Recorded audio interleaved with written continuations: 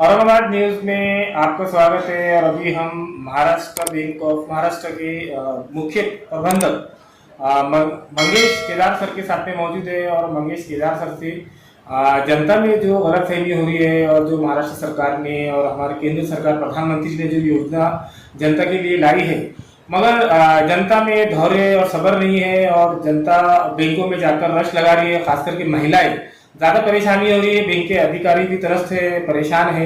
और हमारे साथ में जो बैंक ऑफ महाराष्ट्र के प्रबंधक है मंगेश केदार सर से पूरी जानकारी लेते हैं कि क्या वजह है सर जो इतने लोगों को परेशानी आ रही है। सर, हमारे चैनल पे आपका स्वागत है। अभी हमने दर्शकों को बताया कि जो सरकार योजना ला रही है, मगर जनता में कुछ गलतफहमी हो गई है और जनता बैंकों में लाइन लगा रही, कतार लगा रही है, बहुत दिक्कतें आ रही है। तो आप एक जिम्मेदार शख्स है, प्रबंधक है बैंक ऑफ महाराष्ट्र के, क्या कहेंगे सर?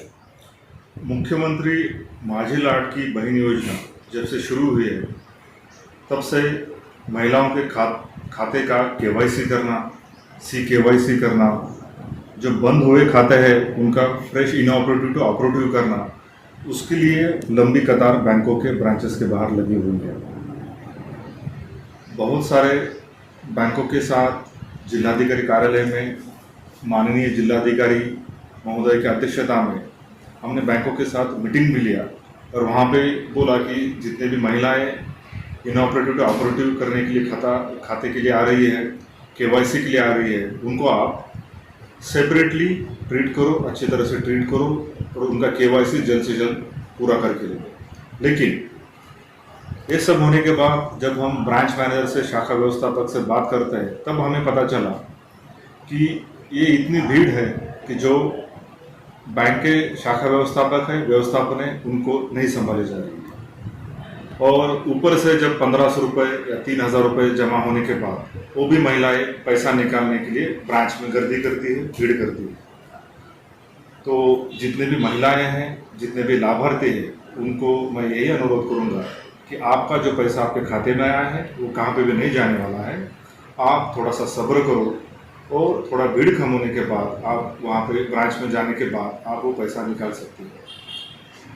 केदार सर, आपने बताया कि आपकी मीटिंग हुई कलेक्टर साहब से, बैंक मैनेजरों से भी आपका मतलब मीटिंग हुई, मगर जो मसला दरपेश आ रहा है कि बहुत सी महिलाओं के KYC नहीं है और मिनिमम खाते में कितने पैसे रखने चाहिए, अकाउंट क्यों बंद हो जाता है, उसकी मालूमात नहीं है। उसकी मालूमात पूरी डिटेल दीजिए। क्या है कि 2 प्रकार के अकाउंट्स हैं महिलाओं के लिए। एक है जनधन खाता जो जीरो बैलेंस में खोला जा सकता है और दूसरा है रेगुलर सेविंग वाला खाता। रेगुलर सेविंग वाला अगर खाता हम खोलेंगे तो उसमें मिनिमम 1000 रुपीज़ मतलब 1000 रुपये से 2000 रुपये रखना पड़ता है। शहर वाले इलाके के ब्रांचेस है उसमें, प्राइवेट सेक्टर में बैंक्स में थोड़ा सा ज़्यादा पैसा रखना पड़ता है और ग्रामीण इलाकों में थोड़ा कम रखना पड़ता है। लेकिन गवर्नमेंट ऑफ इंडिया, भारत सरकार, महाराष्ट्र शासन का JR है, उन्होंने अनुरोध किया है और मैंने भी अनुरोध किया है सब बैंकों को, शाखाओं को, कि अगर माझी लाडकी बहन योजना में अगर कोई महिला खाता ओपन करती है तो उनका जीरो बैलेंस में खाता ओपन करने में कोई हिचकिचाहट नहीं होनी चाहिए, ताकि उसको मिनिमम बैलेंस चार्जेस नहीं लगेंगे। लेकिन अभी ऐसे सुनने में आया और ऐसा देखा गया है कि जो महिलाएं हैं 10-10 साल पुराने उनके खाते हैं, किसी के 5 साल पुराने खाते हैं, किसी के 3 साल पुराने खाते हैं। क्या होता है कि अगर खातों में हम ऑपरेशन नहीं करेंगे, खाता नहीं चलाएंगे, उसमें लेन देन नहीं करेंगे, तो 2 साल बाद वो खाता इनऑपरेटिव होता है, बंद हो जाता है। अगर ये खाता बंद होता है, इनऑपरेटिव होता है, तो उसको फिर से शुरू करने के लिए एज पर रिजर्व बैंक ऑफ इंडिया के गाइडलाइन के हिसाब से उनको फ्रेश KYC करनी पड़ती है।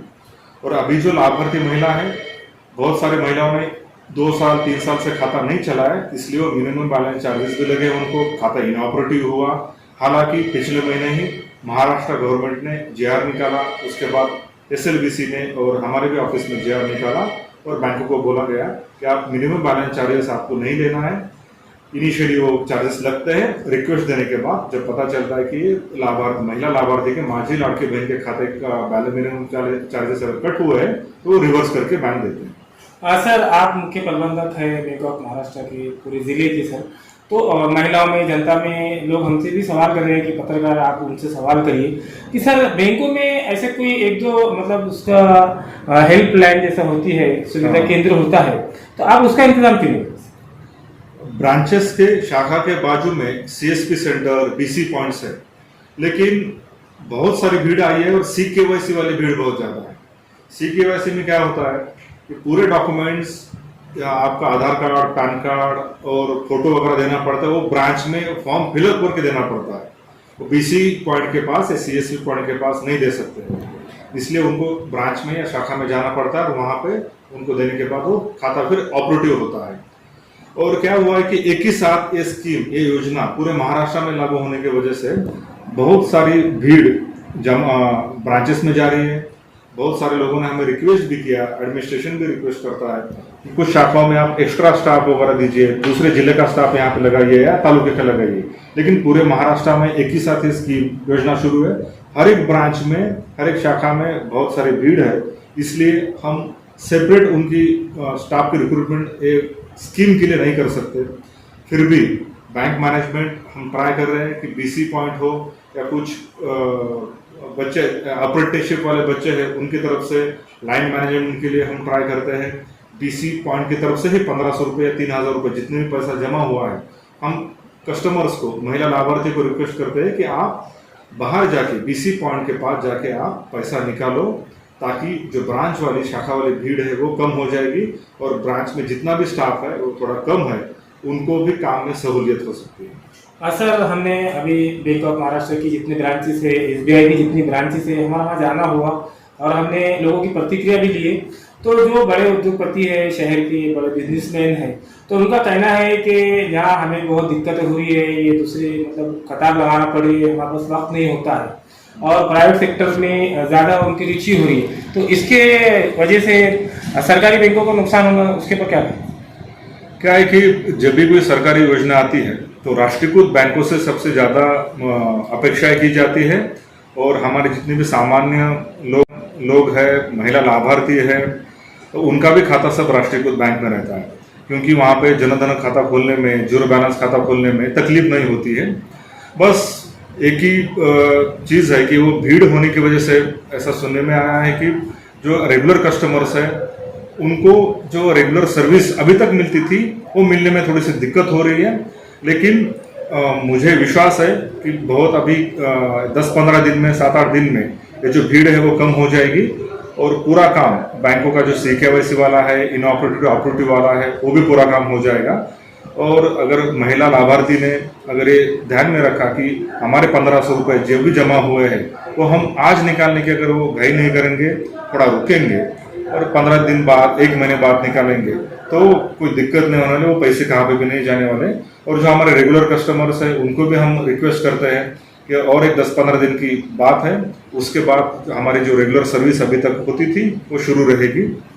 सर, अभी मेरा आखिरी सवाल है, मैंने इससे पहले भी पूछा आपको कि जनता में, महिलाओं में गलतफहमी, भ्रम हो गया है कि जो योजना का पैसा लाभ मतलब मिलना चाहिए लाभार्थी को, तो कुछ लोगों का कहना है कि वो पैसे अगर टाइम पे नहीं निकाले तो वो पैसे वापस सरकार को चले जाएंगे। तो आप जनता को क्या आह्वान करेंगे, महिलाओं को क्या मार्गदर्शन करेंगे? महिला लाभार्थियों को, माझी लाड़की बहन योजना के जितने भी महिला लाभार्थी है, बेनिफिशियरीज है, उनको मैं यही अपील और आह्वान करूंगा, एक गवर्नमेंट का पैसा थ्रू डायरेक्ट डीबीटी ट्रांसफर से आपके खाते में जमा हुआ है, 1 रुपया भी आपका इधर का उधर नहीं होने वाला है। इसलिए जो रूमर्स है मार्केट में, जो कुछ लोग बोल रहे हैं कि पैसा वापस चला जाएगा, ये सब झूठ है। आपको विश्वास आप रखिएगा बैंकों के ऊपर, गवर्नमेंट के ऊपर आपको विश्वास रखना चाहिए और आपका ये 1 रुपया भी 1500 में से या 3000 रुपये में से इधर उधर नहीं चला जाएगा। आपकी जब जरूरत होगी तब आप ब्रांच में से, BC पॉइंट से, ATM कार्ड से, कहाँ से भी पैसा आप निकाल सकते हो। और जिन महिला लाभार्थियों के पास ATM कार्ड नहीं है, मोबाइल बैंकिंग की सुविधाएं नहीं है, वो भी BC पॉइंट से या ब्रांच में जाके ये रुपए डेबिट कार्ड, ATM कार्ड और मोबाइल बैंकिंग का सुविधा यूज करके बाहर से पैसा निकाल सकते हो।